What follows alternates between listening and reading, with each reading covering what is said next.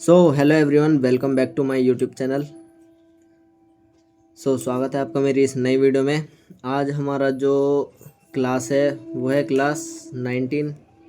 इससे पहले 18 क्लास हमारी हो गई हैं, और अगर आपने वो क्लासेस नहीं देखी हैं तो आप देख सकते हैं। मैं डिस्क्रिप्शन में उसका लिंक दे दूँगा प्लेलिस्ट का, और आप वहाँ से बाकी क्लासेस देख सकते हैं। अगर आप चैनल पर नए आए हैं तो चैनल को सब्सक्राइब कर सकते हैं, और अगर फेसबुक पर देख रहे हैं तो पेज को फॉलो कर सकते हैं ऐसी और पावरफुल वीडियोस के लिए। बाकी अभी हम स्टार्ट करते हैं। बने रहिएगा पूरी वीडियो में ताकि आपको अच्छे से समझ में आए।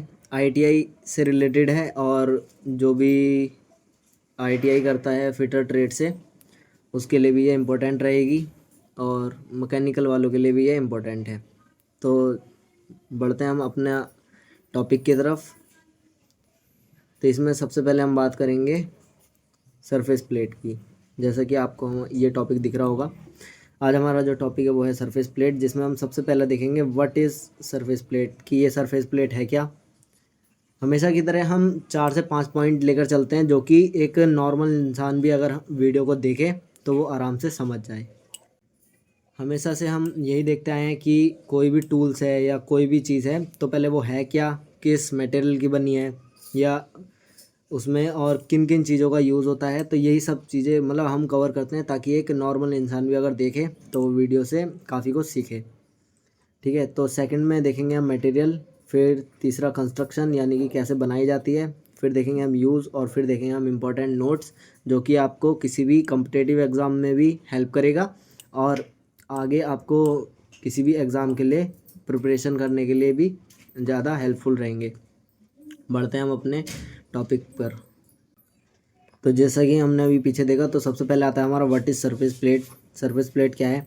देखिए, यह आयताकार, वर्गाकार और गोलाकार आकृति में बनी होती है। ठीक है, सबसे पहले आपको आयताकार, वर्गाकार और गोलाकार, ठीक है, आयताकार, वर्गाकार, गोलाकार आकृति में बनी होती है। इसका नीचे का भाग जो है वो खोखला रखा जाता है।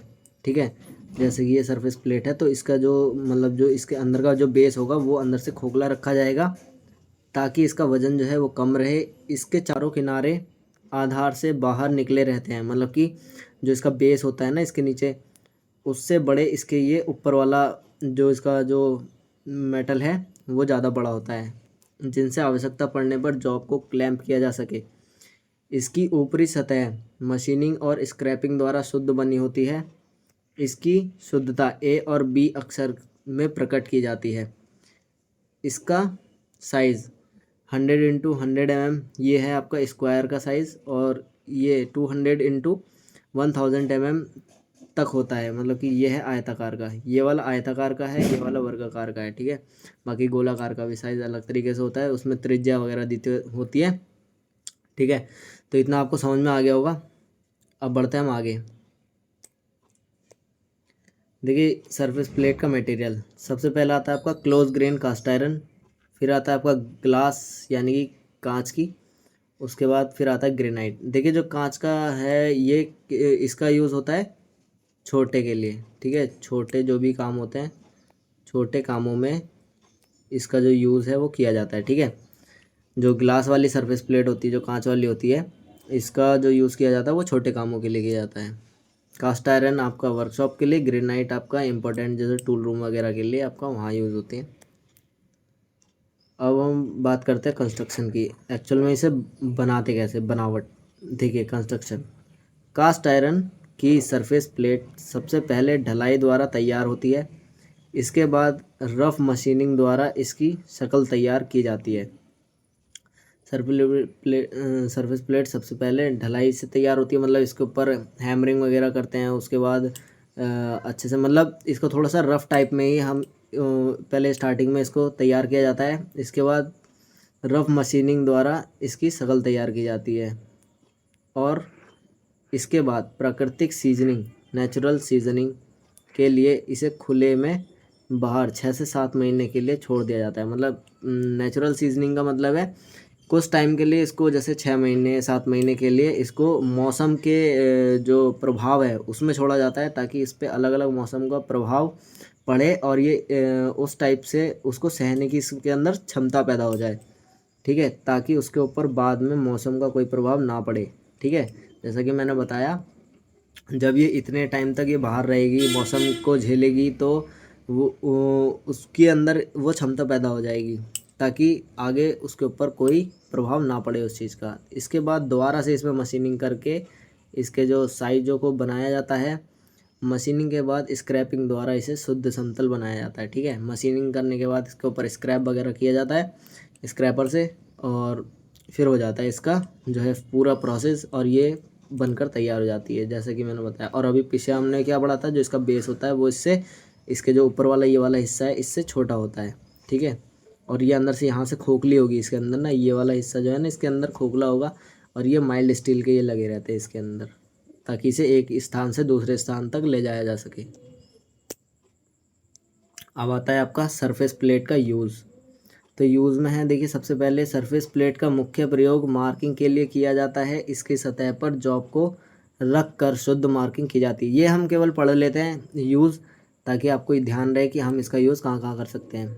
इसके ऊपर वी ब्लॉक की सहायता से गोल रॉड का सेंटर मालूम किया जाता है।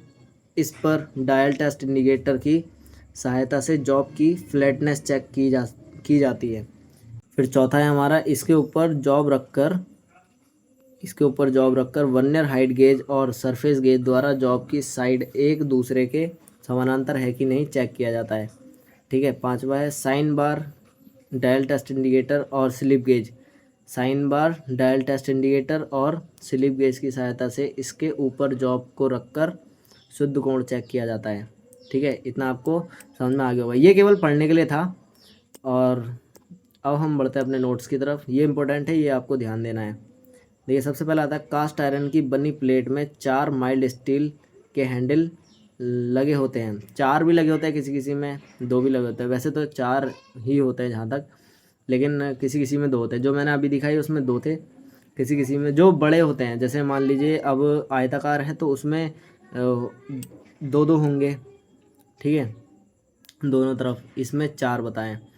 4 माइल्ड स्टील के जो है हैंडल होते हैं, ताकि एक स्थान से दूसरे स्थान तक ले जाया जा सके, जो कि मैंने अभी पीछे बता दिया है। कार्य के आधार पर देखिए, सबसे पहला होता है आपका वर्कशॉप सरफेस प्लेट, फिर होता है इंस्पेक्शन, फिर होता है मास्टर सरफेस प्लेट। ठीक है, वर्कशॉप सरफेस प्लेट में जो उसकी एक्यूरेसी होती है, ये आपको ध्यान रखनी है। ठीक है ना, यहाँ से क्वेश्चन बनते हैं। क्वेश्चन में पूछ लेता है कि वर्कशॉप सरफेस प्लेट की जो एक्यूरेसी होती है वो कितनी होती है। ठीक है, तो आपको बता देना है 0.025 mm होती है। फिर आता है इंस्पेक्शन सरफेस प्लेट। इसका उपयोग वर्कशॉप सरफेस प्लेट की शुद्धता को चेक करने के लिए किया जाता है। इसकी शुद्धता कितनी होती है? 0.0025 mm। ठीक है, इंस्पेक्शन सरफेस प्लेट की शुद्धता चेक करने के लिए, मतलब इंस्पेक्शन सरफेस प्लेट का जो यूज़ है वो किस लिए किया जाता है? वर्कशॉप सरफेस प्लेट की शुद्धता को चेक करने के लिए। और जो इसकी एक्यूरेसी होती है वो कितनी होती है? 0.0025 mm। ये आपको ध्यान रखना है, क्वेश्चन में पूछा जा सकता है कि कौन सी सरफेस प्लेट के द्वारा वर्कशॉप सरफेस प्लेट की शुद्धता को चेक किया जाता है, तो यहाँ से क्वेश्चन बन सकता है। फिर आता है आपका 5वां जो नोट्स है वो क्या है? Master surface plate. इसका जो यूज़ है वो इंस्पेक्शन सरफेस प्लेट की शुद्धता को चेक करने के लिए किया जाता है। इसकी जो एक्यूरेसी होती है वो इससे भी ज़्यादा होती है, इन दोनों से ज़्यादा इसकी एक्यूरेसी होती है, क्योंकि इसका नाम है मास्टर सरफेस प्लेट। 0.00025 mm इसकी एक्यूरेसी होती है। ठीक है, और इसका जो यूज़ किया जाता है वो इंस्पेक्शन सरफेस प्लेट की शुद्धता को चेक करने के लिए किया जाता है। फिर आता है 6 हमारा मार्किंग आउट। एक्चुअल में मार्किंग आउट किसे कहते हैं, आपको ये क्वेश्चन मिल सकता है। तो उसमें क्या है, जॉब बनाने से पहले जॉब पर मार्किंग की क्रिया को ही मार्किंग आउट कहते हैं। किसे कहते हैं? जैसे हम मार्किंग करने जा रहे हैं तो वो जो मार्किंग की क्रिया हम करेंगे उसी को ही हम मार्किंग आउट कहेंगे। ठीक है, आज के लिए इतना ही। और लास्ट में फिर मैं आपसे यही कहना चाहूँगा, अगर अच्छी लगी तो वीडियो को लाइक करना और कमेंट करके बताना कि यार वीडियो कैसी लगी।